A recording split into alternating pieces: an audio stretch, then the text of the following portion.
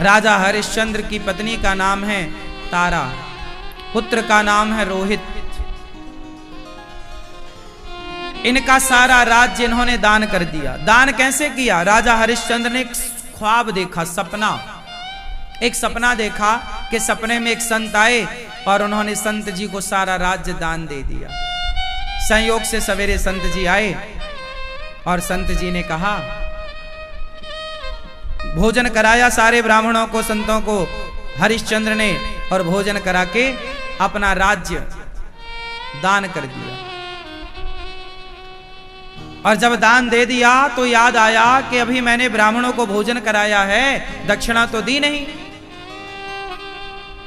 अब दक्षिणा देने के लिए 1100 साधु थे, तो सबको एक एक रुपया तो देना पड़ेगा, कम से कम एक एक रुपया, मतलब एक एक स्वर्ण मुद्रा। उस जमाने में सोने का सिक्का चलता था, एक एक स्वर्ण मुद्रा, तो 1100 स्वर्ण मुद्रा हो गई। 1100 साधु थे विश्वामित्र जी के साथ। 1100 स्वर्ण मुद्राएं कहां से लाएं? राजा हरिश्चंद्र ने कहा, मैंने संतों को भोजन कराया पर दक्षिणा देने का कुछ नहीं बचा, क्योंकि मैंने सब तो दान कर दिया। अब अपने खजाने से कैसे निकालूं, क्योंकि मैंने तो उसे दान दे दिया है।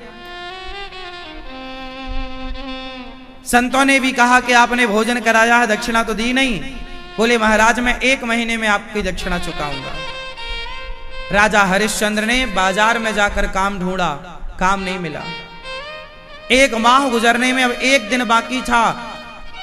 गंगा जी में कूद कर मरने का मन बनाया कि अब जीने से अच्छा मर जाएं, क्योंकि हम अपना वचन पूरा नहीं कर पा रहे हैं, तो मर जाएं। तब पत्नी तारा ने बोला, महाराज आप मुझे बाजार में बेच क्यों नहीं देते? सोचिए, हरिश्चंद्र की पत्नी ने यह बोला कि आप मुझे बाजार में बेचते क्यों नहीं? महाराज ने कहा, देवी तुम जैसी धर्मज्ञ पत्नी को मैं बाजार में बेचूंगा, क्या कहेंगे लोग कि एक राजा ने अपने धर्म के लिए पत्नी को बाजार में बेच दिया? ना ना ना, मैं मरना पसंद करूंगा, अपनी पत्नी को नहीं बेचूंगा। पत्नी ने कहा, महाराज मैं आपकी अर्धांगिनी हूं, आपका मुझ पे पूरा अधिकार है, आप मुझे बेचिए। हरिश्चंद्र ने कहा, मैं नहीं बेचता। तब तारा ने अपनी बोली लगाई, मैं बिकने को तैयार हूं, कोई खरीददार है? एक बूढ़ा ब्राह्मण आया, हाँ हाँ मेरी पंडितानी बिस्तर पे पड़ी है, क्या तुम मेरी पंडितानी को रोज नहलाओ धुलाओगी, उसके लिए भोजन बनाओगी? हाँ हाँ महाराज। हरिश्चंद्र की पत्नी तारा ने कहा, पर मुझे 1100 स्वर्ण मुद्राओं की आवश्यकता है। पंडित जी बोले, ना मैं इतना नहीं दे सकता। हाँ, परंतु 500 स्वर्ण मुद्राएं मैं दे सकता हूं। 500 स्वर्ण मुद्राएं मैं दे सकता हूं। तारा 500 स्वर्ण मुद्राएं लाती है, अपने पति के कदमों में रखती है। महाराज मैं आपके धर्म को बचाने में इतना ही सहयोग कर पाई, मेरी ओर से ये 500 स्वर्ण मुद्राएं। और वो पंडित जी के साथ चली गई, कुएं से पानी भरना, भट्टी में आग लगा करके पंडित जी के लिए रोटी बनाना, उस पंडितानी का मलमूत्र धुलना, उसे नहलाना, सारा काम दिन भर काम करती। और जब वो जाने लगी पंडित जी के साथ, तो छोटा बच्चा रोहित था 5 साल का। माँ मुझे ले चलो, माँ मुझे ले चलो माँ। पंडित जी बोले, ये कौन है? महाराज मेरा बेटा है, इसे भी खरीद लीजिए आप, इसके 500 स्वर्ण मुद्राएं दे दीजिए। ना ना ये बच्चा है, 500 नहीं, ये रोज मेरे लिए बगीचे से तुलसी पुष्प तोड़ कर लाएगा, मैं इसके 100 स्वर्ण मुद्राएं दे सकता हूं। ठीक है, 100 स्वर्ण मुद्राएं बच्चे के रोहित का और 500 स्वर्ण मुद्राएं तारा का, 600 स्वर्ण मुद्राएं हरिश्चंद्र को प्राप्त हो गई। अब जरूरत थी केवल 500 स्वर्ण मुद्राओं की। बाजार में अपनी बोली लगाते हैं राजा हरिश्चंद्र, वो राजा जो पूरी दुनिया का राजा था, जिसके एक इशारे पर ना जाने कितनी सेना तैयार हो जाती थी, कितना धन इकट्ठा हो जाता था। आज जब हरिश्चंद्र का समय बिगड़ा तो बाजार में बिकना पड़ा। साहब समय बहुत बलवान है, समय बलवान है। कई लोग कहते हैं ना, महाराज जी हम इतनी भक्ति करते हैं, इतना संकट आता है। अरे भक्ति करने वाले जो बच्चा 10वीं पढ़ेगा 12वीं पढ़ेगा एग्जाम उसी का तो होगा, जो पढ़ेगा ही नहीं उसका काहे एग्जाम होगा। जो घर में अपना कंचा खेल रहा है, बैठा गिल्ली डंडा खेल रहा है, जो बच्चे स्कूल जाते ही नहीं, क्या उनका एग्जाम होता है? जो आगे बढ़ना नहीं चाहते, 10वीं से 11वीं नहीं जाना जिन्हें, उनका एग्जाम क्यों होगा? एग्जाम तो उनका होगा जो पढ़ना चाहते हैं। भगवान परीक्षा भी सबकी कहाँ लेते हैं? भगवान अपने सच्चे अच्छे भक्तों की परीक्षा लेते हैं, क्योंकि आपको इस परीक्षा के बाद आगे की क्लास में जो भेजना है। आप घबरा जाते हैं, महाराज जी हमारे ऊपर इतना संकट आया, हम भगवान कितने बड़े भगत हैं फिर भी संकट। हाँ, आप भक्त हो इसलिए ईश्वर एग्जाम ले रहे हैं। भक्त ना होते तो जो भक्त नहीं है उनके जीवन में कोई संघर्ष नहीं है, कोई परीक्षा नहीं है। क्यों? क्योंकि ईश्वर आपको आगे की क्लास में भेजने की तैयारी कर रहे हैं, उन्हें नहीं। वो तो अपना खा पी के, उनकी तैयारी है, वो यहाँ खा पी के जो पुण्य किया उसका खा पी के फिर सीधा वो नरक जाएंगे, उनका तय है। इसलिए उनके जीवन में कोई परेशानी नहीं, कोई कष्ट नहीं। आपके जीवन में यदि संघर्ष है, आपके जीवन में यदि उतार चढ़ाव है, तो समझ लो ईश्वर आपकी परीक्षा ले रहे हैं। जब रेस में घोड़ा दौड़ता है ना, तो घोड़े पर चढ़ा हुआ व्यक्ति, घुड़सवार, घोड़े की लगाम बार बार खींच करके उसे दर्द देता है, बार बार मारता है, चाबुक से मारता है घोड़े को। घोड़ा दर्द से पीड़ित होता है। घोड़े को लगता होगा ना कि मेरा मालिक मुझे क्यों सता रहा है, लेकिन उसका मालिक उन सारे घोड़ों में अपने घोड़ों को चैंपियन बनाना चाहता है, जिताना चाहता है।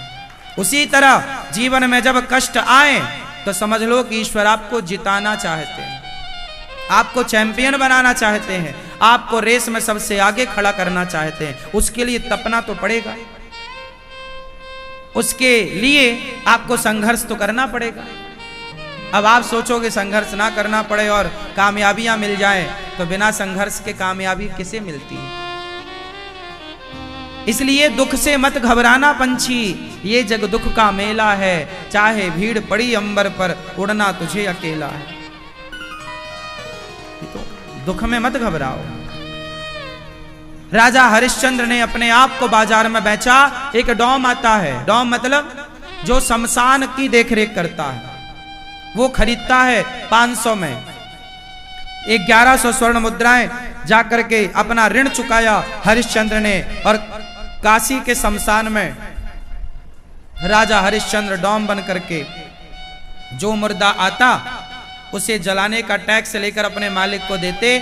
और एक राजा अब शमशान में जो मुर्दा को लाने, मुर्दा को जो वहां घर वाले जब आते हैं ना मुर्दा लेकर, तो उसके लिए बढ़िया खीर वीर भी लाते हैं। वहां पिंडदान पड़ते हैं ना, मुर्दा को जलाने के पहले पिंडदान की क्रिया होती है। तो वही पिंड जो अर्थी के साथ आता था, वही खा पी करके अपना गुजारा करते थे। गंगा का पानी और पिंड का आहार खा करके हरिश्चंद्र ने अपना गुजारा किया। ऐसी स्थितियां आ गई एक राजा की, लेकिन उस आदमी ने सत्य नहीं छोड़ा। क्या नहीं छोड़ा? राजा हरिश्चंद्र सपने में दान दिए थे। क्यों देते दान? नहीं देना भाई, नहीं देना राजा हरिश्चंद्र। लेकिन यदि राजा ने धर्म का पालन ना किया होता तो आज युगों बाद भी उन्हें कौन जानता। आज युगों बाद भी उनकी कथा सुनाई जा रही है।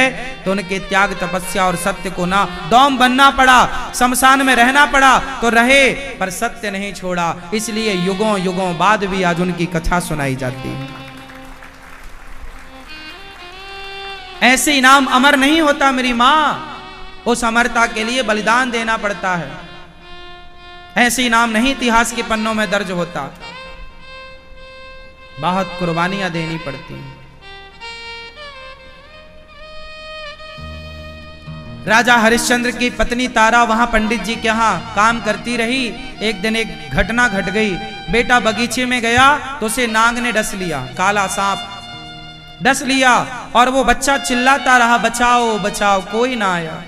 जब मां को पता चला कि कोई बच्चा बगीचे में चिल्ला रहा बचाओ, तो कोई आदमी गुजरा, क्या हुआ? बच्चे ने कहा भैया मुझे सांप डस लिया, मेरी माँ को सूचना दे दो। आदमी दौड़ा दौड़ा गया, भाई ये तारा किसका नाम है? तारा का बेटा रोहित, वहां सांप ने डस लिया, मर गया वो। अब जब बर्तन धुल रही थी तारा, महाराज मेरा बेटा है, क्या हुआ? बोले बगीचे तड़प रहा तेरा बेटा, जा। तारा दौड़ी चली तो पंडित जी ने रोका, खबरदार अभी पंडितानी को भोजन कराने का टाइम हो रहा है, बच्चा मरा पड़ा है। रोक लिया और कहा कि अभी काम करो। काम करती रही। जब पंडित पंडितानी सो गए, वो जो पंडित पंडितानी थे ना, वो कोई और नहीं, परीक्षा लेने के लिए साक्षात विश्वामित्र जी ने ये लीला रची थी कि वो ये देखना चाहते थे कि इनका धैर्य कितना है। सोचिए, जिस मां का बेटा मरा पड़ा हो, उससे कहा जाए कि चल पहले घर का झाड़ू पोंछा कर, तो क्या कोई करेगी? पर तारा ने किया कि मैं अपने बेटे की माता अब बाद में हूं, मुझे खरीदा है इन्होंने, इसलिए मुझ पर इनका अधिकार है। ये जो कहेंगे वो मुझे करना पड़ेगा, क्योंकि यही धर्म है। देखिए, धर्म ऐसा थोड़ी कि बस काम निकल जाए तो हम धर्म भूल जाएं। रात्रि हो गई, तारा चली बगीचे में, उसका बेटा मरा पड़ा। रोए तो कैसे रोए, बच्चा मरा तो उसे उड़ाने को कफन नसीब ना हुआ। अपनी साड़ी आधी फाड़ती है, उड़ाती है, उसे लगा ऐसा पड़ा रहेगा तो जंगल के पक्षी खा जाएंगे, कम से कम अंतिम संस्कार तो होना चाहिए। बच्चे को गोद में लेके रात को ही गंगा के किनारे चली शमशान की ओर। संयोग से वहीं पहुंच गई जहां उसका पति मतलब हरिश्चंद्र शमशान के रक्षक थे। डॉम रो रही है, राजा हरिश्चंद्र की नार गंगा में रोए रही है, रो रही है, हे विधाता तू कितना निर्दयी है, क्या बिगाड़ा था हमने तेरा, आज ये दिन देखना पड़ा। दुख इस बात का नहीं है कि बेटा मर गया, दुख इस बात का है कि कल इसके पिता जब मिलेंगे पूछेंगे कि मेरा बेटा रोहित कहां है, तो क्या जवाब दूंगी। दूर बैठा डॉम मतलब हरिश्चंद्र सुन रहे थे, आकर समझाने लगे, देवी क्यों रो रही हो, ये तो विधि का विधान है, आया है सो जाएगा। महाराज मैं इसलिए रो रही हूं कि कल इसके पिता आएंगे, पूछेंगे मेरा बेटा कहां है। तो उस महिला के रोने से पूछा उस डॉम ने मतलब हरिश्चंद्र ने, अच्छा रात का समय था, दोनों को बिछड़े बहुत दिन हो गए थे, दोनों की शकल सूरत बदल चुकी थी, तो दोनों ने अभी एक दूसरे को पहचाना नहीं, जबकि वो दोनों पति पत्नी थे, हरिश्चंद्र और तारा, और बेटा मरा पड़ा है, अभी पहचाने नहीं। तारा बोली महाराज मैं बाजार में बिक चुकी थी, क्या हुआ, तुम्हारे पति कहाँ हैं, इसका पिता कहाँ है। तारा बोली पता नहीं कि मेरे पति और इसके पिता कहाँ हैं, बस मैंने तो अपनी पत्नी धर्म होने का कर्तव्य पूरा किया था और मैं बिक गई थी। अब हरिश्चंद्र को समझ में आया, देवी आपका नाम तारा है क्या? हाँ हाँ महाराज। इसका नाम रोहित है क्या? हाँ हाँ। आप कौन? अब तो तारा आवाक रह गई हरिश्चंद्र को देखकर। महाराज आपकी ये हालत, आप शमशान में हैं, क्या कर रहे हैं आप? कहा कि देवी तुमने जब अपने आप को बाजार में बेचा तो अंत में मुझे भी अपने आप को बाजार में बेचना पड़ा, तब संतों का वो ऋण चुका। अब तारा और हरिश्चंद्र मिले कहां? एक शमशान में मिले, तब जब बेटे की मृत्यु हो गई और जब बेटा मरा। तारा ने कहा महाराज मैं आपके पुत्र को बचा ना सकी, सांप के डसने से मृत्यु हुई है, आप अपने पुत्र का अंतिम संस्कार कीजिए। हरिश्चंद्र बोले नहीं, मैं इसका संस्कार नहीं कर सकता, यदि आपको करना है इसका संस्कार तो यहां का नियम है पहले कुछ टैक्स देना पड़ता है शमशान में। महाराज मेरे पास तो कुछ भी नहीं है, उड़ाने को कफन नहीं था तो साड़ी का आधा टुकड़ा मैंने फाड़ करके से उड़ाया है। तब तक गांव के लोग दौड़े दौड़े आए, तलवार लेकर, लालटेन लेकर दौड़ रहे हैं, पकड़ो पकड़ो। सारे लोग आ गए और तारा को पकड़ लिया। बोले क्या हुआ? बोले गांव में चोरी करके चोर भागा है, लगता है यही है।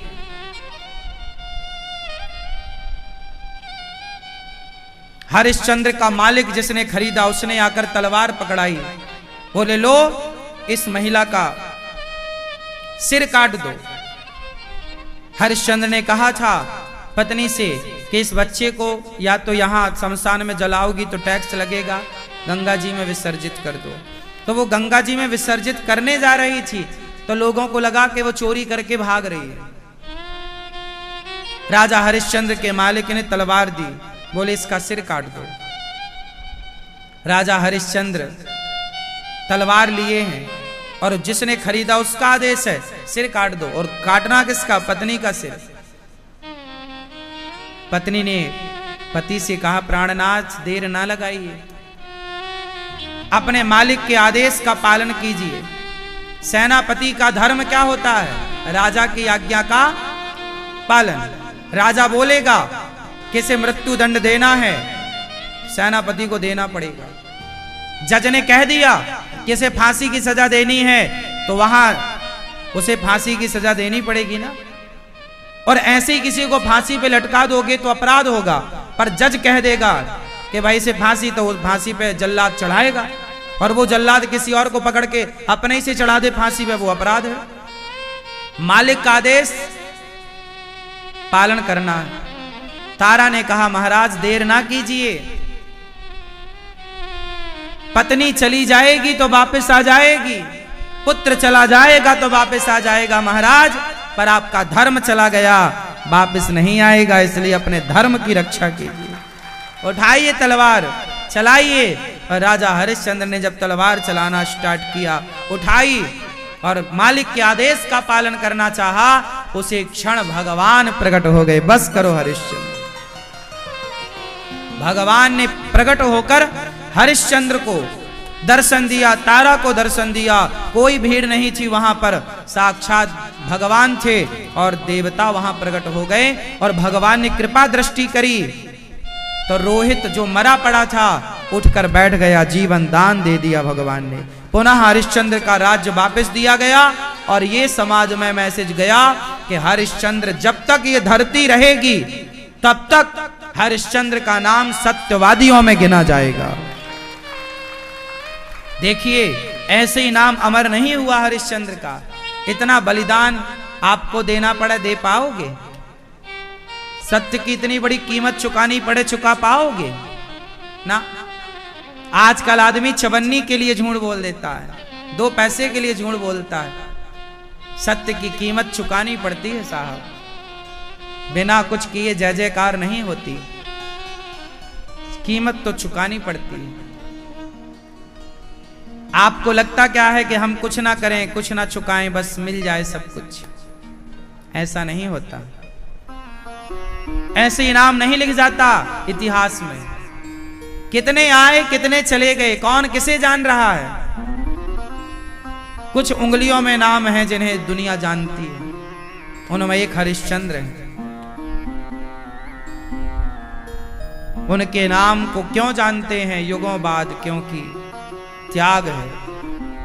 हरिश्चंद्र ने जितना बड़ा धर्म का और सत्य का पालन किया, हम इतने बड़े सत्यवादी तो नहीं हो सकते, पर फिर भी हम सत्यवादी जितना सत्य के राह पर चल सकते हैं चले। क्या बुराई है?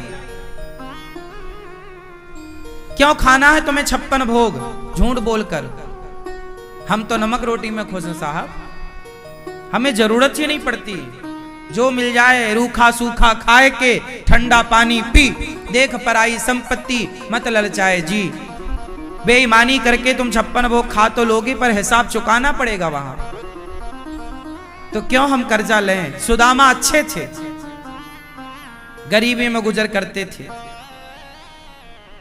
कोई इच्छाएं नहीं। आपकी जितनी इच्छाएं होती हैं वो इच्छाएं आपसे गुनाह कराती हैं, वो इच्छाएं आपसे गलत काम कराती हैं। इसलिए अपनी इच्छाओं को अपने कंट्रोल में रखो। इच्छाएं ऐसी ना हो कि आपको गुनाह कराएं, आपसे गलत काम कराएं आपसे। इच्छाओं पर, अपने मन पर लगाम लगाइए, कंट्रोल।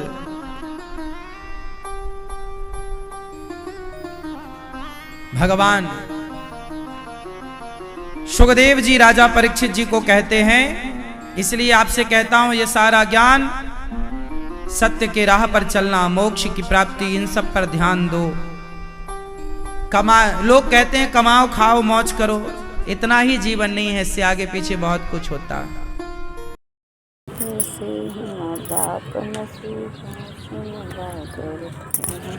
देखिए गुरु जी ने